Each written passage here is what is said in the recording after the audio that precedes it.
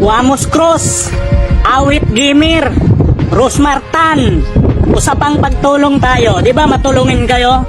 Try nyo kayang i-check yung mga messenger ninyo.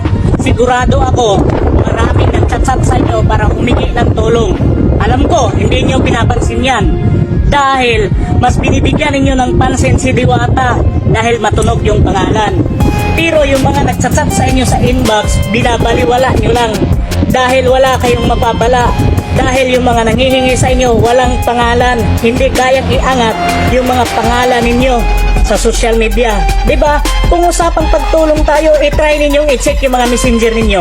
Sa akin nga na mababang vlogger, kakarampot lang ang kita, maraming nagchat-chat, nanghihingi ng tulong. Sa inyo pa kaya na matulungin kamo sa kapwa ninyo na mga malalaking vlogger lang. At mas nakakabilib Wamos, Awit, Rosmar at iba pang mga malalaking vlogger dyan na nagbibigay ng tulong kay Diwata. Na kung totoosin, hindi na kailangan pang alalayan si Diwata dahil milyonaryo na yan. Bakit sa kanya nyo ginugugo lahat ng tulong ninyo? Bakit hindi nyo try i-check yung mga messenger ninyo? Alam ko, maraming nagchat-chat dyan sa inyo, humihingi ng tulong. Pero dahil yung mga nanghihingi ng tulong sa inyo, walang pangalan, mababang tao lang, kaya dinididman nyo lang yung mga chat nila sa inyo na paghingi ng tulong. Diba? Tama ako o tama ako? Wamos Cross, Awit Gamer, Rosmar Tan, at sa iba pang mga malalaking vlogger dyan na nagbibigay kay Diwata, na inaangat si Diwata. Baka sabihin na naman ng iba dyan, inggit ka lang dahil hindi ka nabigyan. Hindi ako naiinggit, boy. Alam ko hindi naman talaga natin kayang diktahan si Wamos, si Awit, si Rosmar at yung iba pang malalaking vlogger dyan na diktahan sila kung sino yung gusto nila bigyan ng tulong.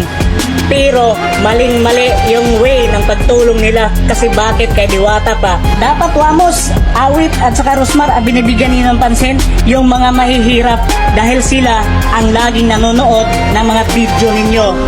Si Diwata ba? Nanonood ba ng video ninyo? Nagsishare ba si Diwata ng mga video ninyo? Hindi. Pero bakit si Diwata yung pinagtuunan ninyo ng pansin na bigyan ng tulong? Kung totoosin, wala na yung time para manood sa mga video ninyo. Doon kayo mamigay sa mga taong mahihirap o di kaya libutin ninyo yung mga lugar ninyo. Sigurado ako, maraming mas mahirap dyan na mas nangangailangan ng tulong ninyo. Hindi si Diwata. Dahil si Diwata, nakatayo na yan, tayong-tayo na yan. Kumbaga sa building pa, matibay na yan. Bakit dyan kayo nagbibigay ng milyones? Alam ko, napakarami ng kababayan ninyo na nangangailangan ng tulong ninyo. Ang daming nagchat-chat sa inyo sa messenger. Pero alam ko, dinididman nyo lang dahil wala silang pangalan. Tama ako or tama ako?